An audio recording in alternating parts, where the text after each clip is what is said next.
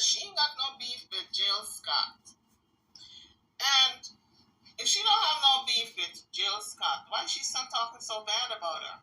She's calling her all kinds of names, even her mama. I'm saying to myself, well, she said she ain't got no beef with Jill. She wants to bury the hatchet. And why can't they just get along and be kumbaya-ing? Because they got, people graduating and they have folks in common, and you're a kid, my kid, everybody's kid. You slept with my man, and all kinds of foolish accusations. And I'm saying to myself, this sounds like a scorned woman. Like if the man that she was going out with didn't want her and started to date Jill. That's what it sounds like to me. But you let Jaguar tell it. Jill is the one who stole her man. But how come somebody steal your man while you still married? That's what I want to know. Because Jaguar said she was still married when she was going out with this guy.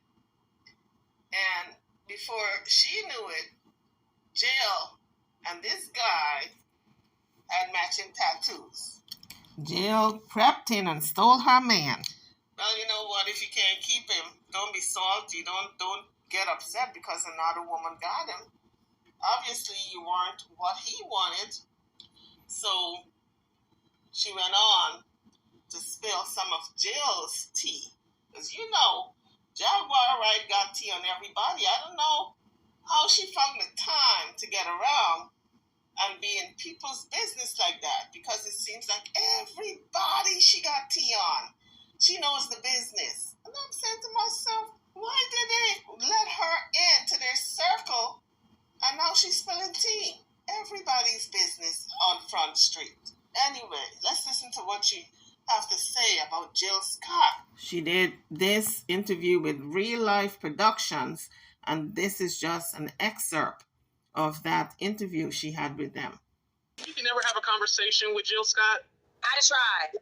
Oh, I tried to make things because we share people in common. Mm-hmm. And I said, look, this is whack. Graduations are going to be coming up. The both of us are going to want to be invited. She never responded. So I'm going to say this. I'm going to take the time to say this right now. Listen, Jill, I done said horrible things about you online. You done said horrible things about me behind my back, which is why I said them about you online. So you ain't got to hear it from somebody else that I said something about you. I want it to be very clear. I want everybody to know the things I say about you. Look, we getting old, bitch. Like, you a hoe. OMG. Is that how you apologize to someone or trying to make up our man fences? Maybe I'm behind at times. Maybe that's what they're doing today. And we ain't never got to be the best of friends. I'll never trust you again. But we can bury the hatchet and we can try to find some. It's so uncomfortable for your baby daddy, because I love John. I was fucking John before you and you knew it. So wait a minute. Let me get this clear. Because she was with John before Jill. Jill wasn't supposed to pick up with him after she dropped John. Or if John got tired of her, he wasn't supposed to move on with the next woman, which was Jill. And here's the thing, folks. A lot of times when you have a girlfriend and you and your man break up, I guess a lot of people expect that loyalty, even if your girlfriend and that ex-man like each other. The code is the girlfriend and that ex-man is not supposed to be together. But guess what? Some people do not adhere to that code, that woman code or bro code. They like who they like and they go after them. Maybe Jill was waiting until Jaguar and this man John broke up and then she swooped in for the kill. Who knows? This is all alleged. Anyway, it sounds like if Jaguar Wright is still salty about losing John to Jill. But let's continue to hear whatever else she have to say concerning this topic. I was fucking John. So did she steal your man, basically? No, not really. How it happened was, me and my ex-husband were getting separated, but we were still married. So basically what you're saying is that you were a married woman who was separated, who had a lover. So although you and your husband were separated, is not considered cheating. You're separating. Some people get separated and get back together. They just take a break from the marriage, but that does not mean they move on to the next relationship. And John and I, we had known each other for a long time, and we had a moment, and it was dope. And we were enjoying each other's company. But he didn't want no drama because I was still married. I don't know, folks. That don't seem right to me, because she said she was separated, right? And she was going through a divorce. So to me, in John's eye, she was at that divorce door. So that wouldn't be drama. When you know your woman is about to get a divorce, you would hang in there with her, something in cleaning the buttermilk. Because, let's examine it. He got with her knowing that she was married. He got with her when she was going through that separation.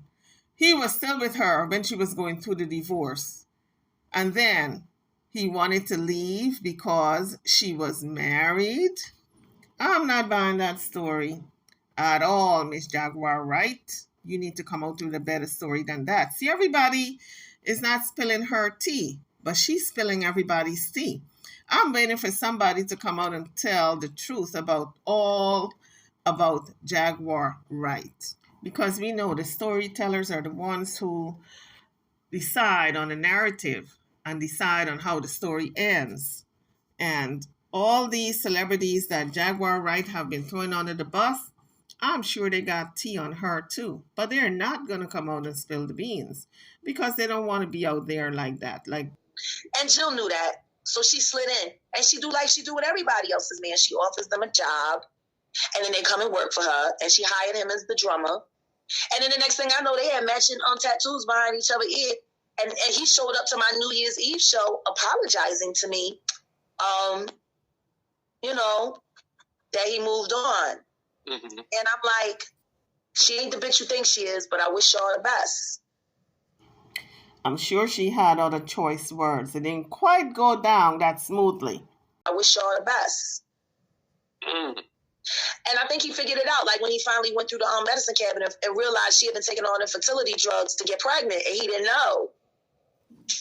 First she tried to have the baby with the African prince when she was doing that detective shit. But I think the family found out she was a hoe, and they just wasn't feeling it. A lot of women call each other whores when they start dating. I'm not saying that you should date a whole lot of people. But if you want to find Mr. or Mrs. Right, you have to start dating. Not because someone jumps out of a relationship into another one, trying to find Mr. Right or who is right for them. Does not make them a whore. And that's a word that's slinged around so freely. If a guy jumps out of a relationship and wants to find his Mrs. Right, and he starts to date another female, we don't call him a whore. We just call him someone who's trying to find his perfect mate. So why can't we show that same respect to other females who do the same thing? I'm not talking about these one-night stands and these hookups. I'm talking about people who are hitting 29 and 30 and really, really want to find someone to settle down with because their biological clocks are ticking. And they want to find that ideal man to start having a family, having children. And so you're not going to find that person if you stay cooped up in the house. You got to get out there and date. And I'm not talking about sleeping with a person. I'm talking about getting to know someone. And a lot of times if people see you with 2 and 3 partners within a year and you're going to dinner with a person, they assume that you are actively having sex with a person because you're going out with them. That's not necessarily true. You don't have to necessarily be having sex with an individual. So that's what I mean, that word whore is slung around very loosely. And oftentimes people are not in your home, in your bedroom to see what's going on, so they assume. So I'm thinking that Jaguar Wright is assuming that Jill was a loose woman. That's on one hand. On the other hand, maybe she has some more tea that I'm not privy to that says she was a loose woman. Anyway, let's continue to listen. So she locked John down. And then when the shit went wrong, because at that time, he was the musical director on the Monique show. Oh, but then she tried to turn everybody against him after they split up. Tried to stop him from working. So she was vindictive. She's always been vindictive. I never heard perfect sense when her and Lizelle split up, because that's when she first really started trying to have a baby, like after Lizelle realized she was fucking everybody and it was just time to move on. Mm-hmm. And so she wanted to have a baby real bad, and that's when she started doing the IVF. And I was like, yo, I'll hold your hand through every session. I was like, I promise you, you're going to have a child one day. And I'm going to be there. We're gonna have I was like, it's going to work out. It's going to work out. But she was just doing Lizelle. She had done too much. Right. And Lizelle was just over it. And she was just dishonest with him. And so they got into an argument one day, and she was talking about, well, what about a baby? I think if we had a baby, it would make the marriage better. He said, what the fuck makes you think that I would let you have my child? I'm thinking the way you treat your pets. Mm. He said, bitch, I never let you have my kid. When your husband tells you you ain't fit to take care of his child because you barely fit to take care of an animal, that says a lot. It tells me all is fair in love and war. When you're warring with your spouse or a boyfriend or girlfriend, you say whatever it takes to hurt them. And it sounds like if her husband, her ex-husband, knew that she wanted a child very badly. And so when they were battling, he told her the most hurtful thing that he knew would really, really hurt her. And that was, you're not fit to have my child. I see how you treat your pets. But that does not make it so. It does not make it true. Wow. You're right about that. That does say a lot. And then they got divorced after that. And then the story that she used to make him fall in love with her, turns out it was all a lie. Jaguar just reminds me of Amari. People tell her their business, and when she falls out of friendship with them, she spills all the tea. People, you got to stop telling your so-called besties your business, because if that relationship goes asunder, doesn't work out, you guys split, go your separate ways, they're going to spill your tea. So it just sounded to me as if Jail and Jaguar were friends, and Jail was confiding in her and telling her all her business. Now they're not friends. She's telling, all right? She's telling all of Jail's tea. Rich Medina was never into you, Jill. You told everybody that you was with Rich Medina, and he broke fly on you, and then you ran off with his best friend and got, because see, Rich Medina and Lizelle was best friends. They was both DJs. Mm-hmm. They were two of the hottest house and club DJs in the city. So she was into Rich, but Rich wasn't into her. So she started fucking his best friend Lizelle to get back at him. All that time he thought that they had this secret love affair that was just so beautiful. Rich never gave no fuck. I talked to Rich. I told Rich. Rich was like, huh? She told you what? I said, she said y'all was in love and then you cheated on her. He said, I laid dick to her 2-3 times, Jag. That's something I hate about people, that when you tell them your business, they got to go run tell it to somebody else and then talk about you. So what business did Jaguar Wright have talking to Rich? According to Jaguar, she spoke to Rich, right? So why did she feel the need to go talking about Jill to Rich when she was supposed to be Jill's friend? So Jaguar feels by spilling tea is making her look good. No, it's not making you look good. It just makes you look like a snake in the grass, somebody who was jealous, somebody who wanted to get even, and bitter, a scorned woman. He said it was never serious. He said, I was happy when she got with Lizelle so she could stop fucking bothering me. I'm like, I'll be damned. Because she had me convinced. She had this whole revenge plot for a nigga that ain't even get no fuck. She had me convinced. That's what she said. So that means Jill did confide in her. So why did she feel the need to go tell it to Rich exactly what Jill told her? That's only because she was bitter, scorned, she was revengeful, and was hurt hurt people hurt people. So you were very supportive of her. Like, it was like, that was your friend. You was believing everything that your friend was saying. I whooped anybody's ass for her. You know what, the kind of childhood that she had, I had sympathy, you know? See, she grew up in a very complicated home. See, her mother's a whore. Don't sound like Jaguar wants to mend any fences with Jill. Just sounds to me like she want to throw some more fuel on the fire. How you want to mend fences and you calling this woman's mother a whore? People really know it. She fucked her mom, fucked everybody. And Blue Bay, her grandmom, tried to hold their asses together with the Jehovah's Witness stuff, but it just didn't take. Like, her mom, okay, all right, understand this. It's complicated. Jill's mother was married to Mr. Scott, and Jill had a godfather who was Mr. Scott's best friend. Mm-hmm. Jill found out when she was like 10, 11 years old that her godfather was her biological father and Mr. Scott wasn't her daddy. So when Mr. Scott finally found out that Jill wasn't his baby, because I guess she started looking more like his best friend, and so her mom had to break it down, and Mr. Scott was like, fuck you and fuck your baby, and I'm out. And left? Yeah, he left.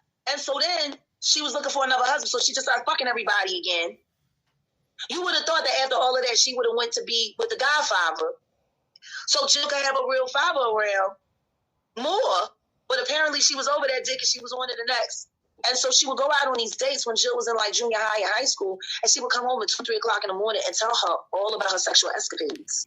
Well, if Jill's mother did that, that was so wrong, because you do not discuss sex with your underage children, because it just makes them hypersexual. And they want to go out at an early age to experiment with sex. So if Jill told Jaguar this, it was very wrong of her mother. And here again, Jill confided in Jaguar Wright. How else would she know the tea on Jill's mother? And now she's spilling that tea. That was meant to be a secret, something between the two of them only. And be like, this is how you gotta suck a dick, and this is how you teaching her how to basically.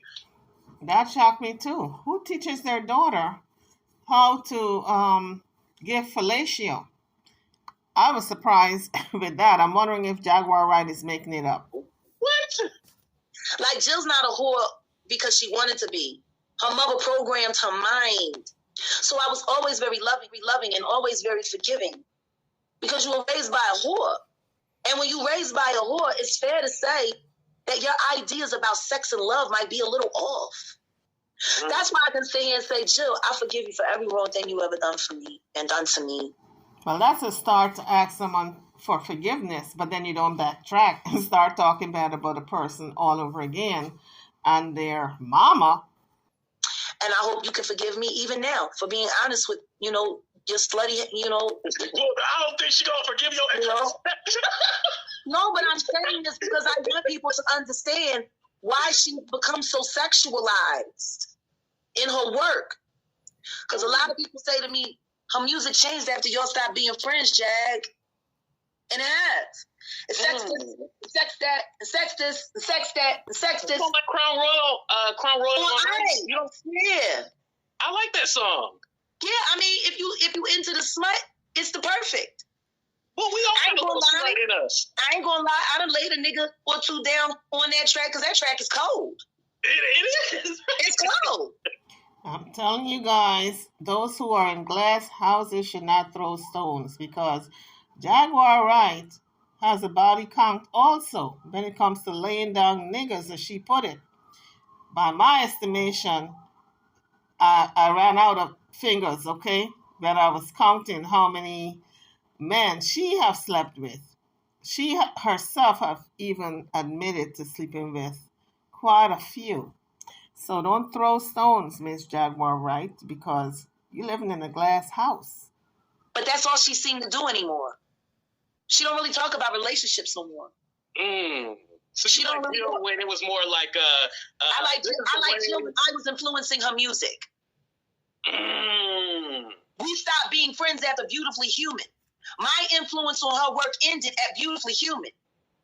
Go back, listen. Me without her, it's just sex. So what Jaguar is saying, without her, Jill don't have substance to her music. And I remember when Jill Scott just came out, her music was full of substance. So I don't know what in the world is Jaguar Wright is talking about.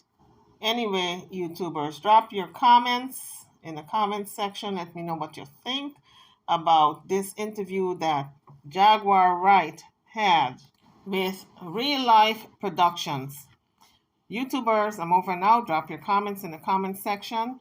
And don't forget to like, share, and subscribe to my channel and to this video. Thank you for watching.